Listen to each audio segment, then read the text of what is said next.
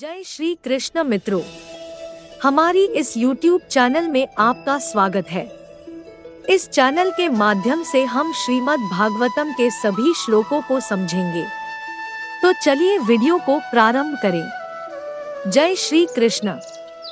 आज हम श्रीमद् भागवतम के प्रथम स्कंद के दूसरे पाठ के 15वें और 16वें श्लोक को समझने का प्रयास करेंगे। इसका 15वां श्लोक इस प्रकार है।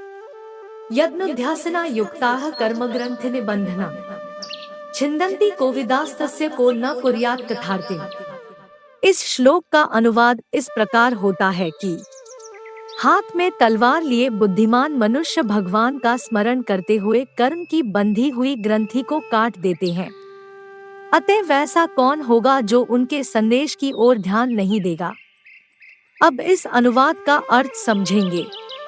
भौतिक तत्वों के संपर्क में आने से आध्यात्मिक स्फुलिंग एक ग्रंथि उत्पन्न कर देती है। अतः जो कर्म के घात प्रतिघात से मुक्त होने का इच्छुक होता है, उसे इस ग्रंथि को काटना होता है। मुक्ति का अर्थ है कर्म के चक्र से छूटना।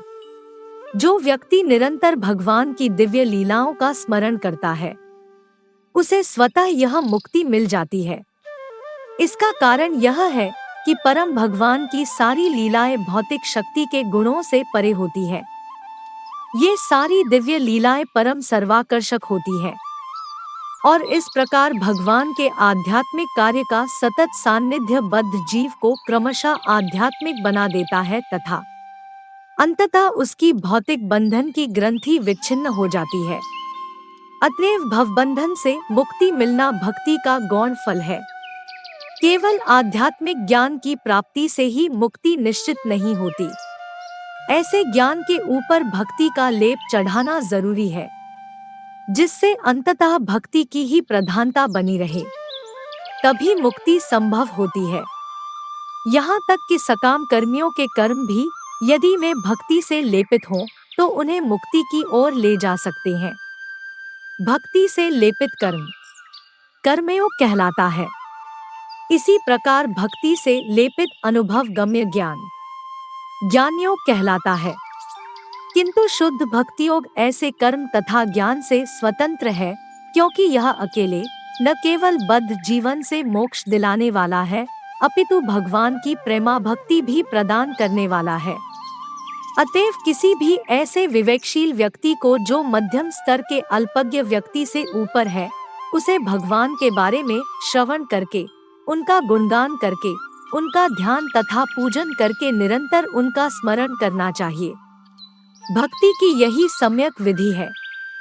वृंदावन के गोस्वामी, जिन्हें श्री चैतन्य महाप्रभु ने भक्ति उपासना पद्धति का उपदेश देने के लिए अधिकृत किया था, इस नियम का दृढ़ता से पालन करते रहे और उन्होंने हमारे लाभ के लिए दिव्य विज्ञान का प्रभुत साहित्य तैयार किया।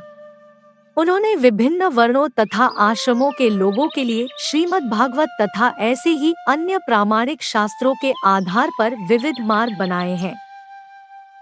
यहाँ 15वें श्लोक का वर्णन संपन्न हुआ। अब हम आगे के 16वें श्लोक को समझते हैं। शुश्रूषोआ श्रद्धानस्य वासुदेव कथारुचिया स्यान्महत् सेव्या विप्राः पुण्यतीर्थ निषेवणा। इसका अनुवाद है कि हे द्विजो, जो भक्त समस्त पापों से पूर्ण रूप से मुक्त हैं, उनकी सेवा करने से महान सेवा हो जाती है। ऐसी सेवा से वासुदेव की कथा सुनने के प्रति लगाव उत्पन्न होता है। इसका अर्थ है कि जीव के बद्ध जीवन का कारण भगवान के विरुद्ध विद्रोह है। कुछ व्यक्ति ऐसे हैं जो देव कहलाते हैं और कुछ ऐसे हैं जो असुर कहलाते हैं, क्योंकि ये परमेश्वर की सत्ता के विरुद्ध रहते हैं। भगवद गीता के 16वें अध्याय में असुरों का विशद वर्णन किया गया है, जिसमें कहा गया है कि उन्हें जन्म जन्मांतर अज्ञान की निम्नतर अवस्थाओं में रखा जाता है। अतः उन्हें पशु योनियों में रहना होता है, जिससे उन्हें परम सत्य भगवान की कोई जानकारी नहीं रहती। ये असुर भगवान की इच्छानुसार उनके मुक्त सेवकों की कृपा से विभिन्न देशों में धीरे धीरे ईश्वर चेतना में परिशोधित किए जाते हैं।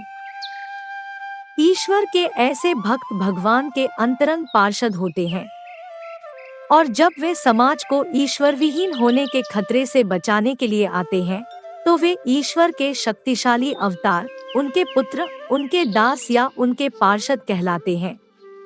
किंतु इनमें से कोई भी मिथ्या तौर पर अपने को ईश्वर नहीं कहता।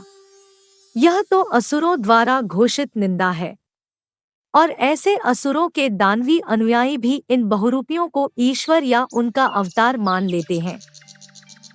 प्रामाणिक शास्त्रों में भगवान के अवतार के विषय में निश्चित जानकारी मिलती है। जब तक प्रामाणिक शास्त्रों से पुष्टि न हो ले तब तक किसी को ईश्वर या ईश्वर का अवतार नहीं मानना चाहिए। वास्तव में जो भक्त भगवत धाम जाने के इच्छुक हैं, उन्हें चाहिए कि भगवान के सेवकों को भगवान के रूप में माने। भगवान के ऐसे दास महात्मा या तीर्थ कहलाते हैं और वे विशिष्ट देश काल के अनुसार उपदेश देते हैं। भगवान के सेवक लोगों को भगवत भक्त बनने के लिए प्रेरित करते हैं। वे कभी यह सहन नहीं कर सकते कि कोई उन्हें ईश्वर कहे। यद्यपि श्री चैतन्य महाप्रभु प्रामाणिक शास्त्रों के निर्देशानुसार साक्षात भगवान थे, किंतु वे भक्त की तरह बने रहे। जो लोग उन्हें ईश्वर रूप में जानते थे, वे उन्हें ईश्वर कहकर पुकारते थे, किंतु तब वे अपने कानों को हाथों से बंद करके भगवान विष्णु के नाम का कीर्तन करने लगते थे। वे स्वयं को ईश्वर कहलवाने का घोर विरोध करते थे, यद्यपि वे निस्संदेह साक्षात भगवान थे। भगवान हमें उन धूर्तों से आगाह करने के लिए ऐसा आचरण करते हैं जो अपने को ईश्वर कहलवाते हैं। ईश्वर के दास ईश्वरीय चेतना का प्रसार करने के लिए आते हैं। बुद्धिमान लोगों को चाहिए कि वे उनके साथ हर तरह से सहयोग करें। भगवान अपनी प्रत्यक्ष सेवा की अपेक्षा अपने दास की सेवा किए जाने से अधिक प्रसन्न होते हैं। भगवान तब अत्यधिक प्रसन्न होते हैं जब वे यह देखते हैं कि उनके भक्तों का समुचित आदर हो रहा है, क्योंकि वे भगवान की सेवा के लिए सभी प्रकार के कष्ट उठाते हैं। अतः वे उन्हें अत्यंत प्रिय होते हैं। भगवत गीता में भगवान घोषित करते हैं कि उन्हें उस भक्त के समान अन्य कोई प्रिय नहीं है जो उनकी महिमा का प्रचार करते हुए अपना सर्वस्व संकट में डालता है।